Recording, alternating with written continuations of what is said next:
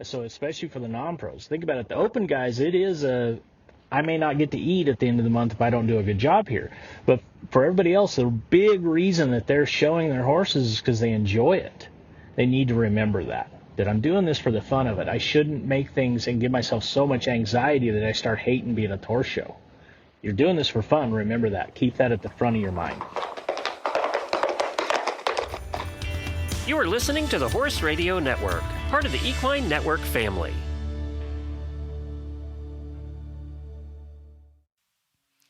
Welcome to The Ride, a bi-weekly podcast brought to you by Horse and Rider Magazine, co-hosted by Nichole, Chirico, and Devin, Conley. In each episode, we chat with some of the industry's top trainers, clinicians, horsekeeping experts, and professionals to share inspiring stories, training philosophies, and the importance of living your best Western horse life. This week's episode is brought to you by Eeyore Strips.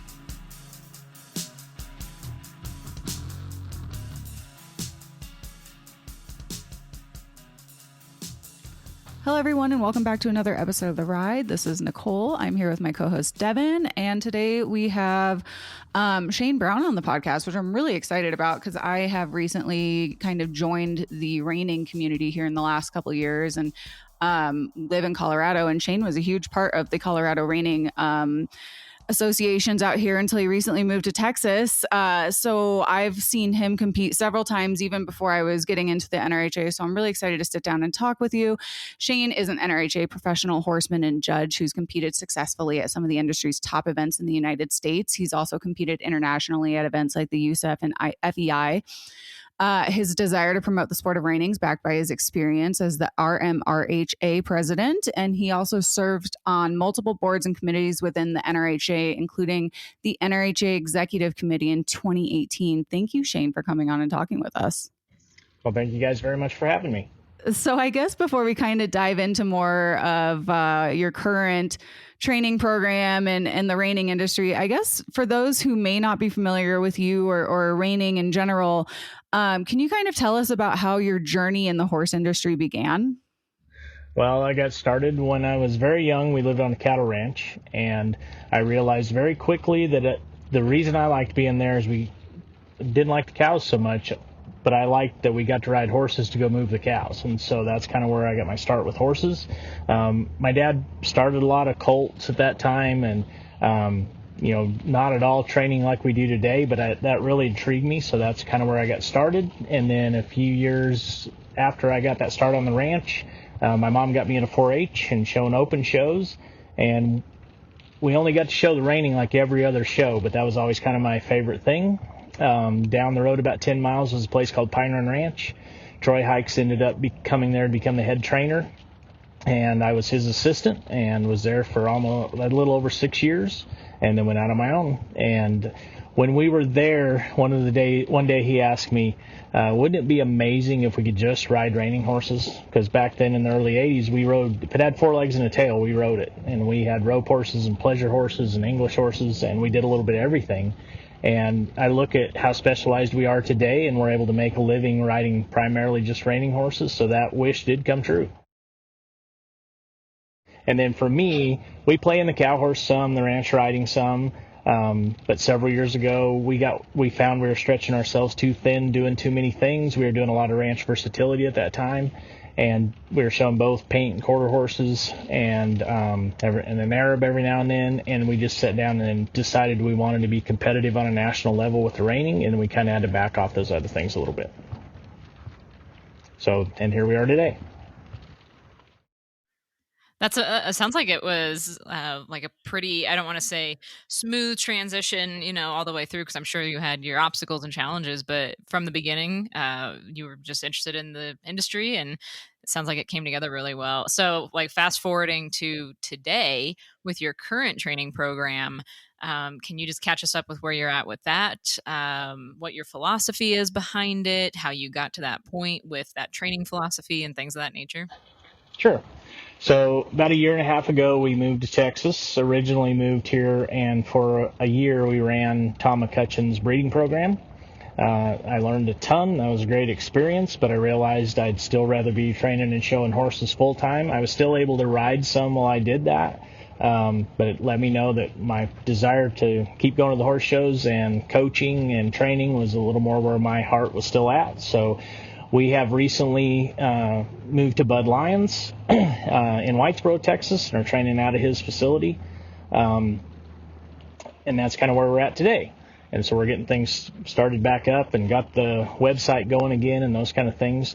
I've kept 4 horses in training from old clients over the last year, but we're going to start back up and expand that out. And so that's kind of where we're at today. As far as my training philosophy, I think the easiest way to say it is I think there's primarily 2 ways to train a horse. There's very physical and there's very mental. We lean a little more towards the mental, meaning just we're going to take them and try to show them the pieces and parts and why we're doing something, so that hopefully they'll be a partner of ours and do that in the steps we've shown them. But every now and then in there, even when you've got the smartest one, you physically got to pick them up from right to left and tell them, no, I need you to come over here. And so you got to do that some, but we don't latch onto that as just physically putting them in a physical position that how they learn. So a lot of mental.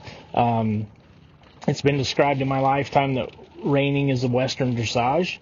I feel like if you go through the Western in our history, we just continue to get more and more and more finessed. And so we took a lot from the Spanish Mexicans, and we learned a lot from them, especially on the West Coast. But I think, are just continue to get more and more finesse. So a lot of times looking towards dressage and what they can teach us, and that's almost the ultimate of finesse, I think, in the horse industry. And our reiners just continue to get more finesse. So we're always looking towards body control and the same thing that they think in the dressage. We're finding more of that terminology, and we're talking that way more and more. And, we're doing things on a super slack rein, which is different than the dressage. But especially if you study classical French dressage, they work on a softer rein than traditional English or German dressage. So that gives us another place to kind of go study that. And so I kind of keep that in the back of my mind. I'm always... one of the things I think makes me a good coach is I approach my horse training and my coaching of humans. It's very, very similar, and everything's got its steps and its reasons. I like quite a few of the things that you just touched on. One thing you kind of brought up is how when you first got your start in riding, you were riding everything that, English, Western, pleasure, reining, roping, and usually all on the same horse, right? And now it's so specialized to where these horses are just getting so incredibly talented at what they do. And like you said, with the reining now, there's so much finesse to it. Even, 15, 20 years ago, we didn't see the kind of finesse that we're seeing now. Can you and even just some of the prize winnings, there's always been money involved in the reining, but I feel like, man, in the last 10 years, like the stakes has just, quadrupled and people are making really great money in it. And even for non-pros like myself, I'm maybe can break even and pay for my entry fee and hauling and whatnot. And I think that's incredible for the sport. Can you kind of touch a little bit more on that and how it's kind of helped grow the sport? Right. So I think there's 2 things in your comment question there is our breeding programs have done an incredible job of giving us a better athlete. And so the fact that we've been crossing great reiners on great reiners, we've made great reiners. And that's part of why our finesse and being more competitive has happened is because of our breeding programs. And I think that's a huge step in getting us where we're at today. One of the things that I think reining is a little unique in the horse industry about is all trainers will talk to each other and help each other out. And so there's never this feeling of I've got what works and I'm not going to tell my neighbor because then he might be beating me. I think sometimes some of our other horse industry, they keep some of those things close to the vest. So they're not as willing to share. We've been, throughout our history, you walk into a warm-up pen and have a problem and ask a guy, hey, can you help me? 99.9% of the time, he's going to say, yeah, you bet. I'll help you all I can. And about every trainer in that arena would feel the same way. So I think that's the other thing that has helped us get where we're at today so quick. Because really, we're still, compared to all the other disciplines out there, we're still very young compared to them. Most of them have been around for, you take dressage and jumping, hundreds of years. And the rest of our industries have been around at least for a couple hundred. Reining, as far as NRHA is concerned, only started in '66, so That was a long time ago, but not that long ago compared to the others. And so I feel like we have accelerated our progress because of sharing information back and forth. And then when it comes to the subject of money, you're correct. In the last 10 years for sure, but even in the last 5 or 6 years, the money has really stepped up. A lot of that is NRHA and their board and their executive committee. They've made some decisions. One of the smart decisions they made when they said they wanted to pay out at the fraternity a guaranteed $350,000 to the winner, that's a lot. And it's a lot to raise that kind of money, but one of the things I commended that board and that EC on is they got a lot of support from their sponsors and breeders and participators to get that started. And it was, in other words, kind of self-financed to start with the goal of within 5 years of these guys giving us a lot of support. We want to figure out how to be self-sustaining in finding this money. I think they've done that. I think that's one of the things that 2020 was very hard, especially financially for all the horse associations, but it enabled us to cut a lot of fat away and be a little smarter financially in the association, so that enabled us to help with that prize money. We've had other outside the associations people coming with different ways to raise money and different stallion programs and other things like that. So yes, we've got a lot more money added into it.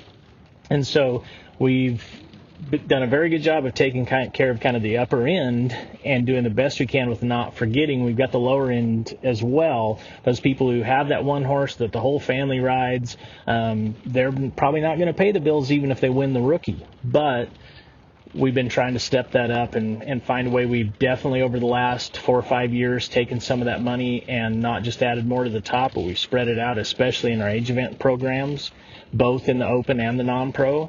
One of the things NRHA did was we doubled the money that we were adding to the North American Affiliate Championships. And so that enables us to spread that money around and get to more of those people who aren't just the top, 5%. Let's talk a little bit about that because, yeah, you're right. There has been, while yes, the rookie number winnings are not going to be the same as your level 4 open riders. That's okay.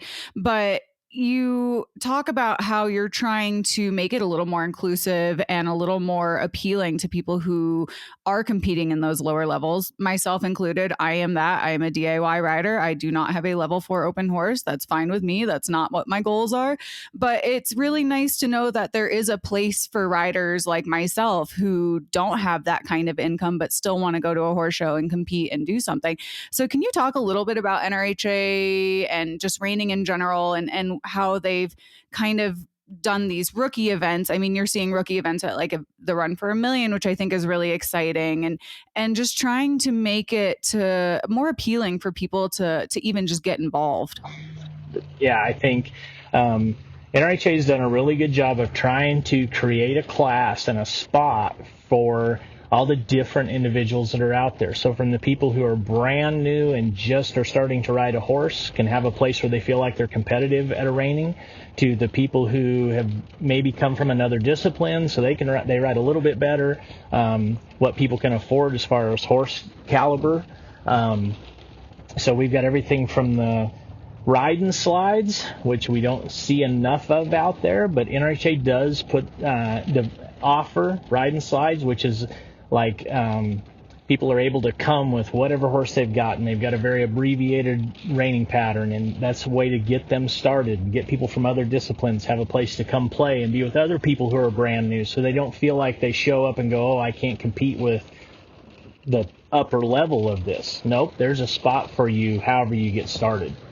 And then that goes into the green reiner, and then we've got 2 levels of rookie, and then into the limited non-pro, intermediate non-pro, and non-pro. So that's in our category 1. So in other words, our non-age events, there's that stair-stepping ladder effect that you can go up that ladder at whatever speed your physical, mental abilities are and your pocketbook as to what you can afford horse-wise, because that is one of the things that as we bred these horses better, we definitely have different caliber of horses, and they all come with different price tags. And so I think the best part is NRHA's done a great job of creating a playing field where you can find the spot where you're comfortable. But also we can't forget that we've we should challenge ourselves. We should be looking to get better. And I think every now and then we get comfortable. We start and we're in the rookie, and pretty soon we've been successful, and it's going to bump us out, and we want to complain about that, when really we shouldn't complain that we were so successful. We grew out of that division. NRHA does a good job too of we're constantly looking at our eligibility and what is fair, and it is really hard because you're gauging everybody on that scale of $1, and not always is that the best, but nobody's come up with a better way yet. So you would agree the same thing in the breed shows. Calculating points to your ability and your eligibility isn't the perfect answer either, but it's what we got. So we do the best we can to constantly be looking at that, trying to make it the best we can out of. It's not easy, but they do try to make us feel comfortable in the level that we should be playing at. And I think that's probably very encouraging to people that are listening, that are interested in getting into reining, but don't know a whole lot about it, to hear that there's space for everybody, and that the organization has made a concerted effort to make sure of that. So that's really cool. And we know that you work with a lot of non-pro riders. So on the topic of horses and finding horses and good horse flesh, what goes into finding like a non-pro horse that's going to fit the rider? I'm sure there's a lot of components to that, but what is your advice for finding your perfect non-pro horse? Well, when we're talking specifically about reiners, for me, there's two maneuvers that they really need to do. The newer the individual is, the more these are important. They have to have kind of a natural stopper that wants to stop, because it's been my experience being a coach, the hardest thing for people to learn, the hardest thing for us to teach is running and sliding to a stop. I think one of the reasons that is all of our other maneuvers, our spin, our lead changes, our speed control, our guidance, all those other things we need, we can slow down to a walk speed. We can break that lead change down into the parts and talk a person through at a walking speed to show them how to control that body to the lead change. You can do the same thing in a turnaround. You can talk about your guidance at a walk. To get a horse to go down and slide, they have to be doing that with speed. So there's really not a way to slow that down to a walk. And so I think that makes it harder. Plus, there's so many other things that happen. It does happen at speed, which sometimes makes us feel less comfortable. So when we go horse shopping, we want to make sure that's something I don't give on. That's something I don't think, well, we can get him home and ride him for a little while, he'll get better. Nope. I'm judging that horse that day that we ride him, whether I want to run down there and sit on his ears and say, whoa, he better stop. I want to sit on his tail, he better stop. I want to lean forward, backward, side to side. I want him to go to the ground. He doesn't have to be perfect every time I'm up there flopping around, but to me, that's super, super important. And then according to my who I'm shopping for and their abilities, probably my next thing is I want something that's easy and a good lead changer, because that's where humanly we worry about that. I find that a little funny because lead change is one of the things we ask them to do that they do out in pasture and do naturally. So we shouldn't have such a phobia of that. And I think if we change our mindset to say that, lead changing is the one natural thing they do. This should be easier, and I should become more comfortable with it and help my horse become more comfortable with it. But until that happens, especially if I'm shopping with somebody who's new to me and they're a little greener, I want to make sure that horse is super easy about changing leads and has no anticipation and doesn't get any kind of anxiety about it. Once I get those two things out of the road, then I've got to take that individual and think about, I've got some people, we have a lot of older people who are starting in the reining today.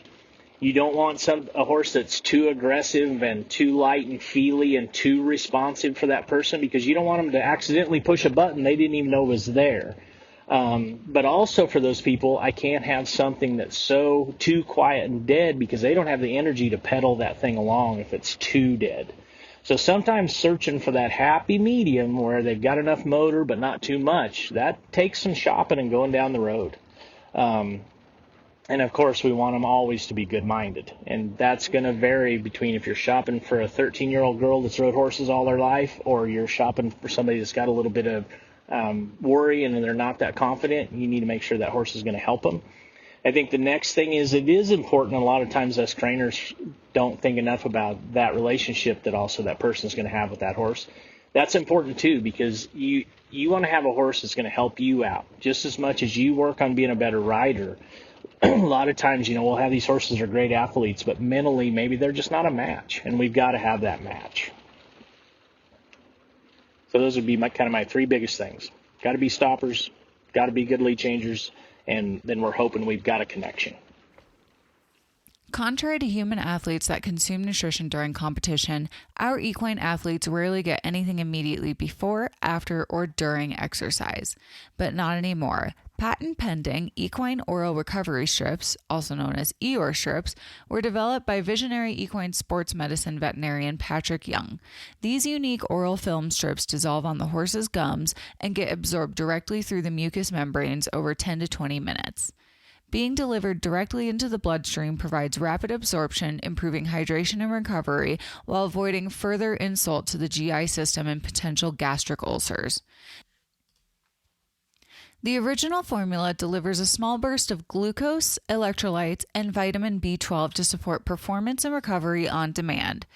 EOR strips are great for improving and sustaining hydration, an important component in keeping our horses healthy and thriving. For more information, visit eorstrips.com. That's eorstrips.com. Let's kind of, you've talked a lot. So obviously with the non-pro, finding a horse like that, another part that comes with it is that kind of mental aspect that you talked about a little earlier about how you really focus on the mental training of a horse. How can you kind of elaborate a little bit more about that with your program and how it ties into your non-pro riders? I would imagine that there's probably a lot of training to help your non-pro riders with their mental aspect when it comes to riding and showing, just as much as it does with the horses as well. Right, most definitely. And so sometimes you've got to help people. Not always is what our instinct is or what our first thing to worry about as a human is how they need to be thinking with their horse. And so helping them pick their paradigm, learn what's important and what they should be worrying about, and get them mentally where they need to be. Because that saying that reining is 99% mental is very true, especially when you step in the show pen. And so doing everything we can to build their confidence and show them, both the horse and the rider, trying to show them by doing some of these exercises mentally and physically how that builds their confidence. And the rider starts to understand that they do have control and they can control this big 1,000, 1,200 pound animal and do it very subtly. I think it's very true too that a lot of times, and this is what makes sometimes showing horses very hard, is less is more. And that's one of the things that actually our horses have gotten a little more difficult to teach people about because they've become so sensitive. You know, if somebody drops their shoulder 1.5 inches to the right, that horse is going to react to that. And that's cool that horse is so sensitive that if you move your right toe 2 inches, if you drop your right shoulder, they're going to give you a response. But think about when you're brand new riding, you're going to do those things without knowing it. And so you don't want to be on a horse that is hard to ride because when you twitch your nose, they give you a response. So if you think back into the 80s, those horses were a little tougher mentally and physically. But they were a little easier to teach a green person to ride on because you could just tell them, just run down there and pull on it. Today, if they pull too much, horse might go to the ground too hard or too aggressively. You've got to find that happy medium so much. So one of the examples I give is if you drove the old farm truck, it's got a little play in the steering wheel, a little play in the transmission. You don't have to be perfect to drive it down the road. Now you get in a Ferrari, you better know how to change the gears and have it at just the right RPM. And if you twitch the steering wheel, the whole car responds. Well, that's kind of like riding a more advanced level 4 open horse. They're going to give you a response. And so getting those horses ready for that non-pro and then finding the horse that fits that non-pro for that, and then in their education showing them how they can relax a little bit and learn the little nuances, and that makes a difference both to our horse and our rider. So our rider, we're working on them being lighter, more responsive, and then getting that person to understand you don't have to ride that horse every step. That, put them in that circle, they'll stay there, and you kind of can relax. And so a lot of that, doing that to build their confidence, both the horse and the rider. Yeah, that confidence piece is huge. If we could talk about that for a second, because what it sounds like what you're describing is what's so important is just this communication piece between horse and rider, especially with these horses that are so broke, so handy, so fine-tuned. Do you have specific things that you work on with non-pros, especially to help them build the confidence in the saddle, to make sure that they're sending clear signals, that they're communicating well? Do you have drills that you have them run through? Or is it just a matter of time? What are your thoughts there? Well, obviously, you're going to have time, and they've got to go through and build their confidence through repetitive exercises and those kind of things. But, like getting someone to understand that less is more. It's just like, take me, for example, swinging a golf club. I am not a golfer. And if somebody would have just given me a golf club and a ball and said, you got a year, go figure it out, I don't think I'd have figured it out. Because once one of my friends showed me how to swing that golf club correctly, I would have never figured that out. Because a lot of it is, and I have a lot of husbands and dads who come and watch the lesson get done and say, well, this is just like golf. Well, for the longest time, I didn't understand that. Once I went and had a lesson with a friend of mine about how to swing that golf club, I went, they're right. I can see how they can, as a golfer, say the horse lesson is very similar. If you grab a hold of that golf club and grip it as tight as you can and try to hit that ball as hard as you can, it's not going to go in a straight line. Kind of the same thing. If you get on that horse and you grab a hold of those reins and you wrap your legs around them and you try to make them do what you want, probably not going to have a very good result. So it's about relaxing and doing a little less and finding how you can talk to that horse and ask them to do something, and as they respond, you reward them with less pressure. And so once you get that through to those people of realizing this is a partnership, it's not about you just being a dictator and telling them what to do. And then once those people start to realize that horse is starting to do this, where they just gave them a cue and the horse responded, that builds their confidence greatly. And then also just helping the humans get in a good spot mentally, like talking to them about keep your emotions out of this, and that's where we make some of our biggest mistakes. And then that's what happens. We get to the horse show, our emotions get ramped up, whether we get short-tempered or we're not as patient or we're not as quick to look for the reward either.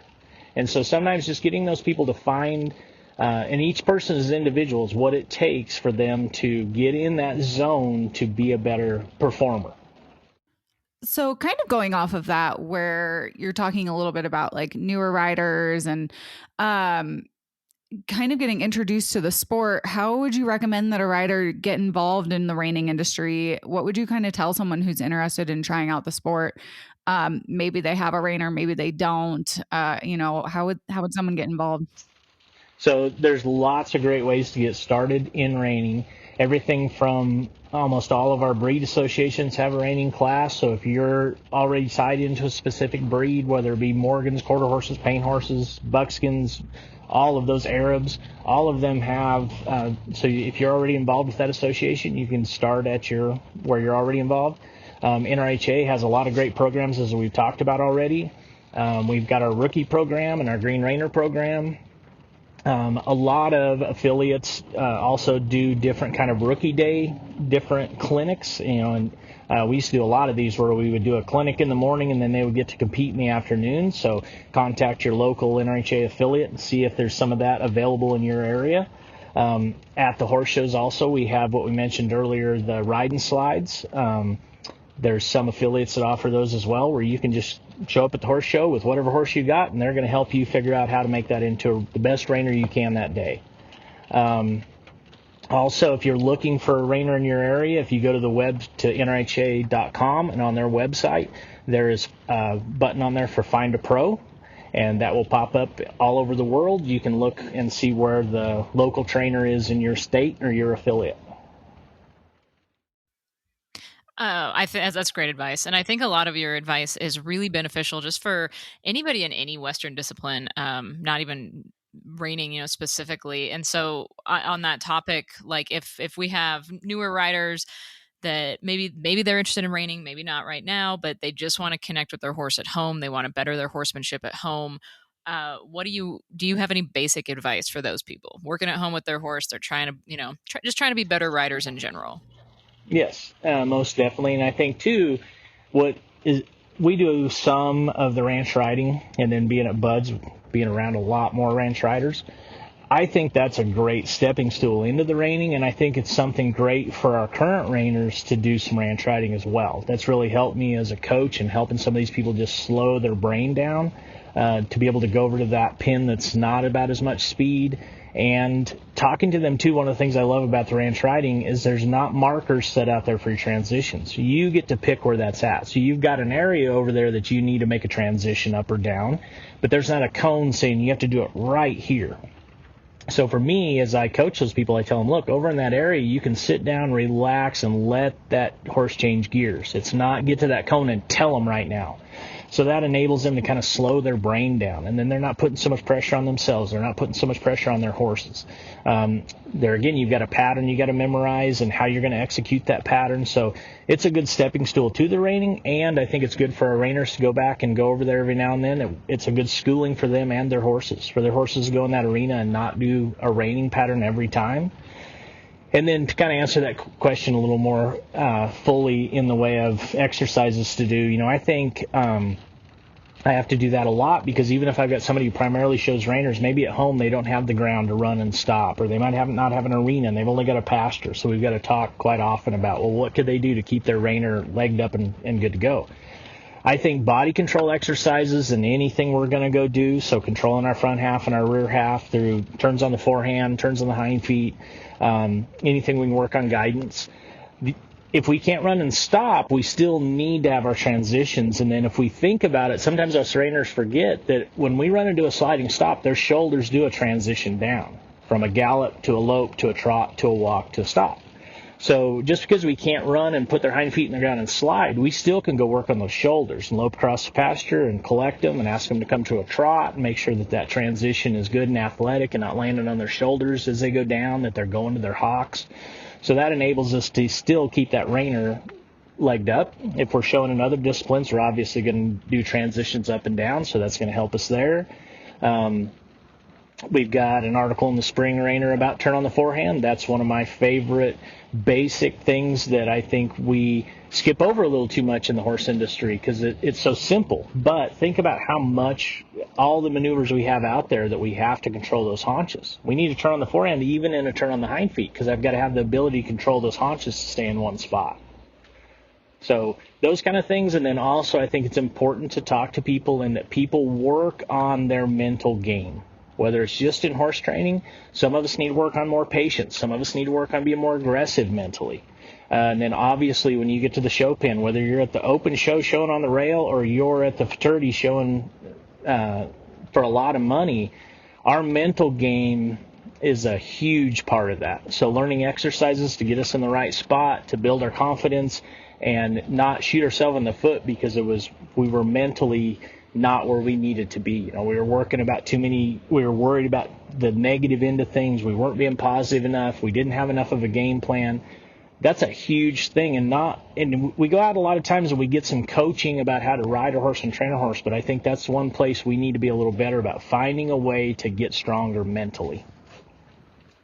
I do have to give a quick shout out for that article that you did with us for the spring issue, the forehand turn, because I've applied it in my own riding and it helps so much. So thank you to that. I don't know why it never processed in my brain that I could work on my hind end turn by working on my forehand, but it's been fantastic. So if anybody hasn't read it yet, please check it out, because I can testify it works really well. But kind of going off of the mental aspect of showing, can you kind of talk us through what you're working with your non-pros at the barn, or even just anyone in general who might talk to you at the horse shows or clinics about mental preparation for the show pen? Because I think it varies from just mentally preparing to ride at the house, and then you get to the show pen and there's lights and noises and sounds, and you start watching other competitors ride, and then you're trying to change your game plan to fix what they're doing really great, and it can go bad really quickly. Yeah, so I think one of the biggest things is don't fall into that trap of watching all your neighbors at the horse show when you first get there and go, oh, wow, they're going way faster. They're being more precise than I've been practicing. You can't change that in the moment. You don't want to do that to your horse, of change your game plan on that day. Whatever your plan was when you pulled in the parking lot of the fairgrounds needs to be the same when you crawl on that horse. You can't make a quick change. So knowing that and having a game plan. A lot of times you're not the only one there that says everybody's going faster. Let those other guys make the mistake of changing their game plan that day, and that's not going to turn out good. Stick with your game plan, and you know what? Show up, and if you've only got a 70 caliber horse, ride him for that 70. One of the things that I tell my clients is, a lot of times when we're running through our mental checklist and our mental game plan of how we're going to run this pattern, we think about telling the horse what not to do. Don't you fall out of lead here. Don't you get pushy over here. Don't look out at those kids jumping in the bleachers. Don't. I think one of the big things is switch your mind over to asking the horse what to do. So more of an offensive game plan and not a defensive game plan. And I think that's a big thing. And then encouraging people to find in their mental game what they can do to calm themselves down and not get themselves ramped up at the horse show and have too much anxiety. So for some people, it's listening to music. Some people need to pump themselves up. Some people need to cool themselves down. So each individual has to find what it takes for them to get mentally prepared to go exhibit their horse. So I encourage them to do that. And what I always have to tell people is slow down, think it through. This is not a life or death thing. We're doing this for the fun of it most of the time.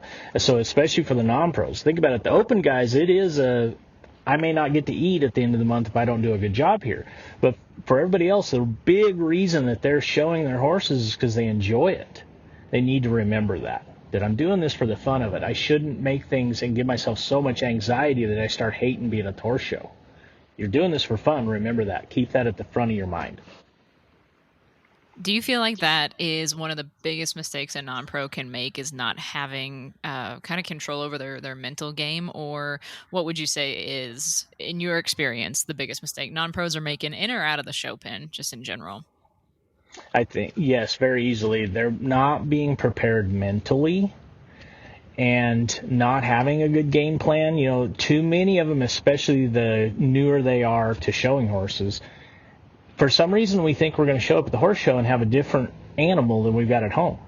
We've got to remember what we're riding, the caliber horse we're riding, and it's not going to change just because we showed up at the fairgrounds.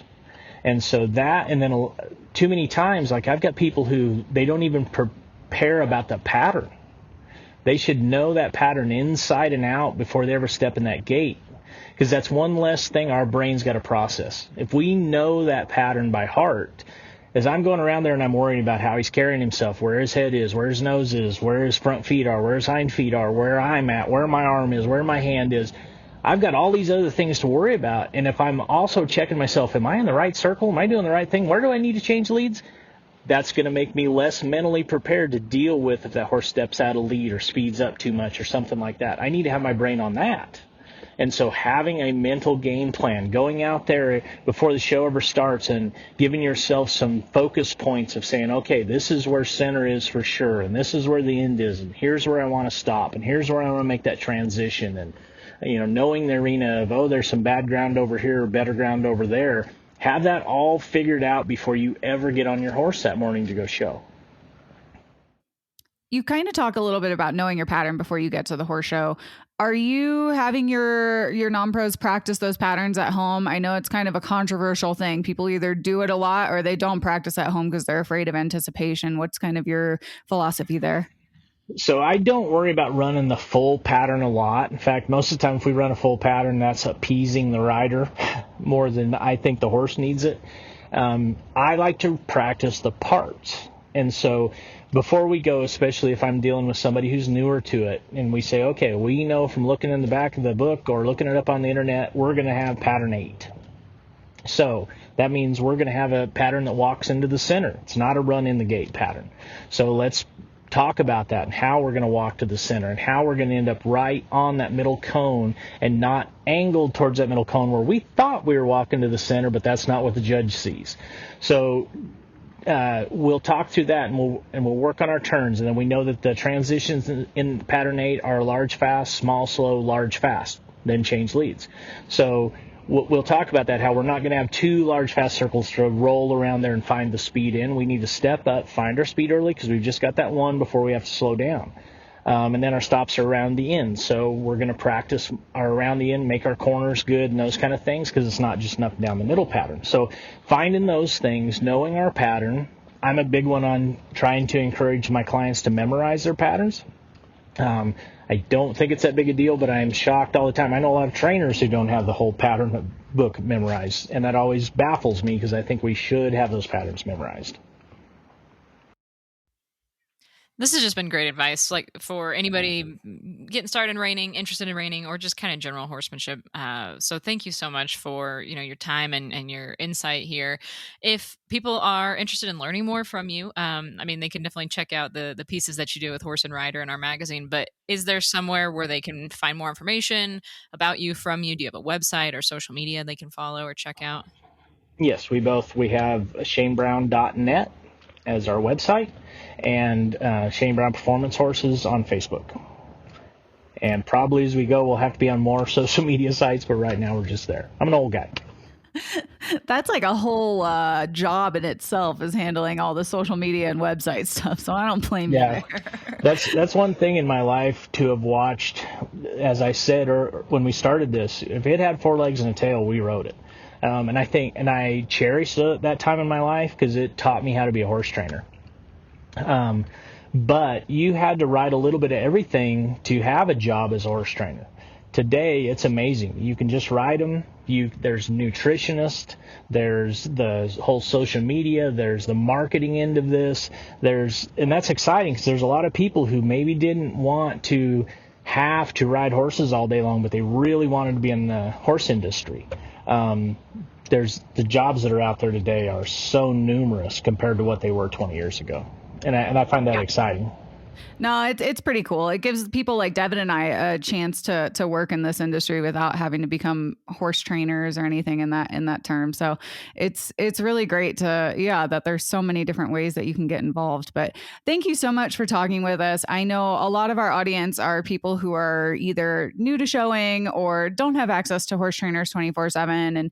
And I know that they really appreciate when we can have an expert on like you who do so much for the industry in the saddle, but also out of the saddle, that I know they're really going to appreciate this interview. So thank you so much. Well, thank you guys for having me very much. It was a joy, and I appreciate it. Thank you. Once again, we'd like to thank our sponsor, Eeyore Strips, for sponsoring this episode of The Ride. Thank you guys for tuning into The Ride podcast. We hope you enjoyed this episode, and please be sure to subscribe wherever you listen to podcasts. Follow Horse and Rider Magazine on social media and find us at horseandrider.com to see all the cool things that we're up to. And if you have any comments or questions, please be sure to hit us up at horseandrider@equinenetwork.com. We want to hear from you guys.